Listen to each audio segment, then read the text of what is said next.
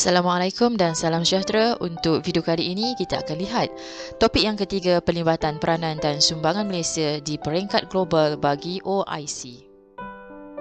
OIC merupakan singkatan dalam bahasa Inggeris iaitu Organisation of Islamic Cooperation. Negara anggota bagi OIC adalah majoriti penduduknya beragama Islam dan agama rasmi bagi negara itu merupakan agama Islam. Nama OIC panjangnya ialah Pertubuhan Persidangan Islam, juga dikenali sebagai Pertubuhan Kerjasama Islam. Perkara yang pertama, kenapa Malaysia menyertai OIC?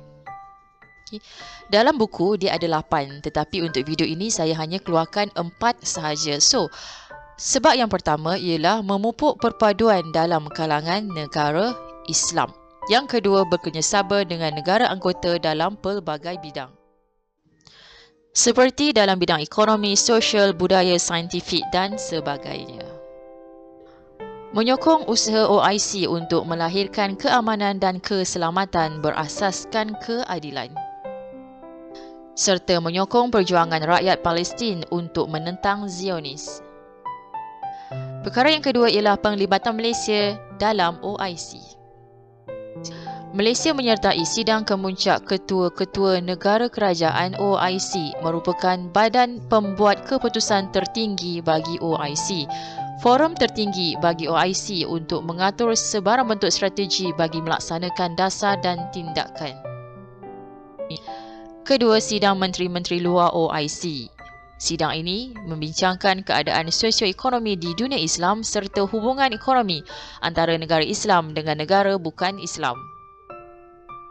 Contoh negara Islam seperti Malaysia, Arab Saudi dan negara bukan Islam seperti Amerika Syarikat dan juga China.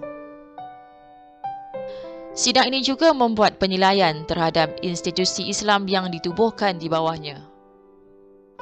Selain itu, meluluskan pelan tindakan bersama ke arah memajukan dan meningkatkan taraf hidup penduduk negara anggota OIC.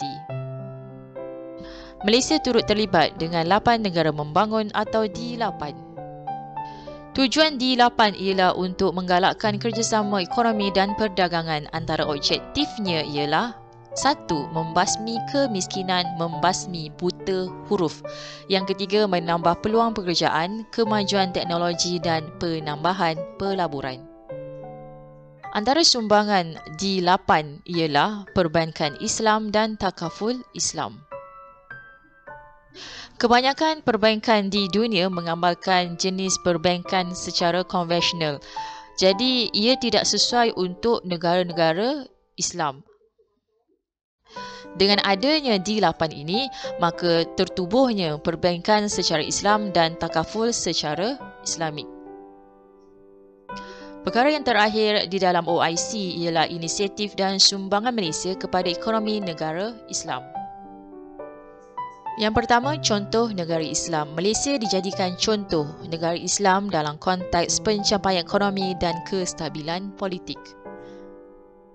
Malaysia juga bertindak sebagai pengerusi OIC dan Malaysia telah pun berjuang untuk memastikan konflik yang berlaku di Timur Tengah dan isu Palestin diselesaikan secara aman. Sebagai sebuah negara anggota OIC, Malaysia sangat komited untuk memupuk perpaduan, meningkatkan kerjasama negara anggota serta mengeratkan kerjasama ekonomi dan perdagangan yang seterusnya akan mengembalikan zaman keagungan Islam. Selain itu, Malaysia menyertai dan menganjurkan beberapa program, antaranya ialah program Bina Upaya Negara Anggota, tujuannya untuk mengurangkan kemiskinan dan mengukuhkan pembangunan ekonomi dalam kalangan negara anggota. Selain itu, Malaysia menyertai Forum Ekonomi Islam Sedunia iaitu WIEF yang bertujuan untuk membincangkan idea terkini ke arah merencanakan pembangunan ekonomi ummah. Penubuhan Bank Pembangunan Islam ditubuhkan untuk memberikan perkhidmatan kewangan kepada negara anggota OIC. Malaysia turut menyumbang kepada standard halal antarabangsa, yang ini saya menggunakan short form SHA untuk penulisan ini. Kepakaran Malaysia dalam membangunkan standard dan sijil kelayakan halal dijadikan penanda aras dalam membangunkan SHA oleh Pakatan Halal Antarabangsa.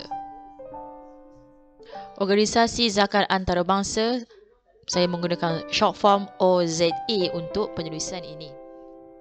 Kerjasama erat diperlukan bagi mengkaji aplikasi zakat sebagai sumber kewangan bagi OZA. Malaysia turut menganjurkan program jaminan kualiti di IPT iaitu Institut Pengajian Tinggi di mana Agensi Kelayakan Malaysia MQA akan membantu negara anggota OIC membangunkan program ini. Tujuannya adalah untuk membolehkan IPT bersaing di dalam dan di luar negara. Yang terakhir, Pasukan Tindak Balas Kecemasan Komputer OIC CERT. Malaysia dilantik sebagai pengerusi OIC CERT di mana satu pasukan bertindak untuk keselamatan ICT bagi negara anggota OIC. Itu sahaja untuk video kali ini. Kita jumpa lagi untuk video yang akan datang. Terima kasih.